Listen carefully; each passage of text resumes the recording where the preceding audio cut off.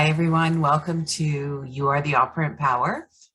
This is going to be a foundations troubleshooting video, a quick one, I hope. Just wanted to share with you an experience I had this week and what it reminded me, and because it's so easy to go back to sleep. So my neighbor's cat went missing in a ice storm. It had been out, and a little bit of background of this cat. It comes over and I open the door to let my dog out and it walks right in. My dog is a husky. She loves him. Doesn't know how to play with him, but loves him. So anyways, he went missing. My neighbor messaged me, have you seen him? No, I haven't seen him. And so, of course, that's upsetting because I really love him. I was never a cat person, but this little guy he just really is very endearing. And so I was really, it was upsetting that he was missing because, I mean, it's a storm. He was 8 months old, so he's not a full grown cat. He's got really not a lot of meat on his bones and stuff. So from the perspective of surviving in the weather, it would be very challenging for him. That's objective thinking. So, I kicked my imagination in right away, and the image I had at that time was him coming down the laneway across the road, just kind of sauntering like, what's the big deal?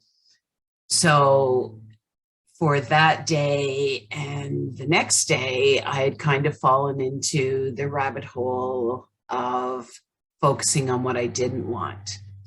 So I was like, oh, I miss him, that's so, what can we do? Like, that's so sad that, this weather's terrible. And what if somebody took him in, they might, would they be good to him? Would they keep him? Would they not know any different? Not necessarily that they wanted to harm him or harm anybody, but not everybody knows what to do when they have lost animals.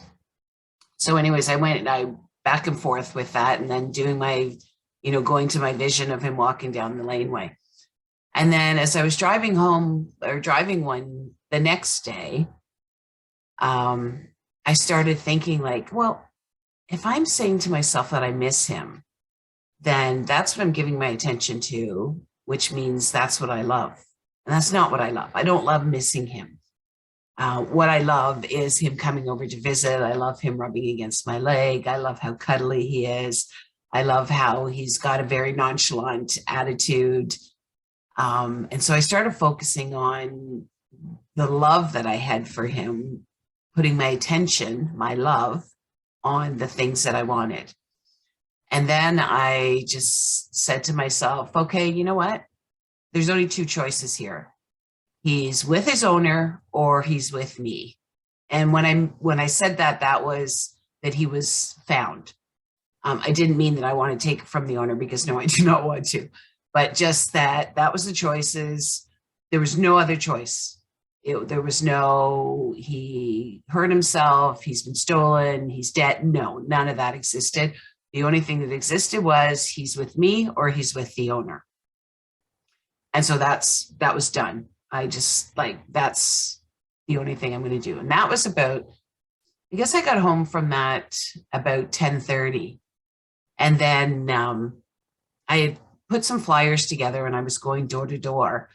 And rather than thinking I'm going door to door looking for the cat, which is what I was doing, and that's why I was handing the flyers out, I came from the perspective where it was like so cool to meet my neighbors. You live and you don't always get to meet your neighbors, because in this area, it's there's a lot of students, so it's very transient. They're here for 9 months and then they're gone. So that was my sort of reason for going out and handing out these flyers, was really just to meet my neighbors and, get to know them. And it was sort of inconsequential that I was giving out flyers and telling them about this little kitty.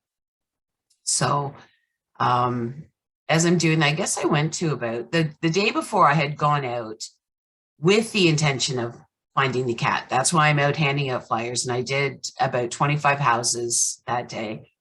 The next day, when I was in this different state where the only acceptable outcome was that he was with his owner, or he was with me, I got to, I guess, about the fifth house, and I just handed, can I give you this flyer? Blah, blah, blah. He went missing, blah, blah, blah. And she's like, oh my God, come in. So I go in and she goes and she gets him. She's got him.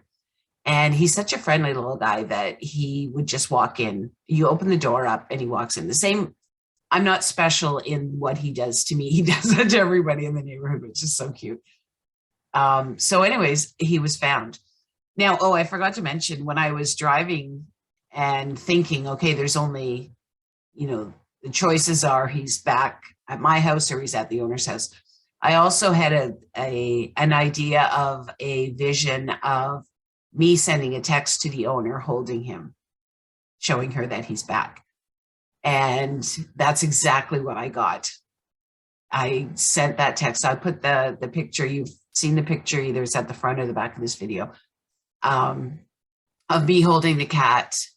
And that's the picture that I sent in a text. So the point of all of this story, what I was reminded and learned from this, focus on what you love. It doesn't matter what's going on anywhere else. If you're focusing on what you don't have, then to your mind, that's what you love. You love not having, and you will continue to not have. Focus on what you want. And this is, you can replace the cat with any desire that you have.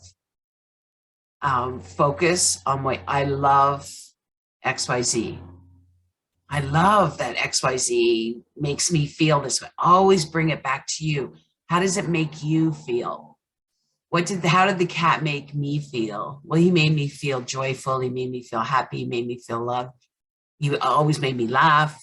So it was always a really good feeling. And that's what I focused on. Rather than, oh my gosh, I miss him. Where is he? Oh, I hope he's not. Oh my God, he's just a little baby. And no.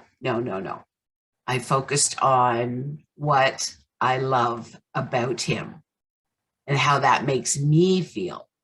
That love that I have for him, that attention that I'm giving, how does that make me feel? And that's where my focus was.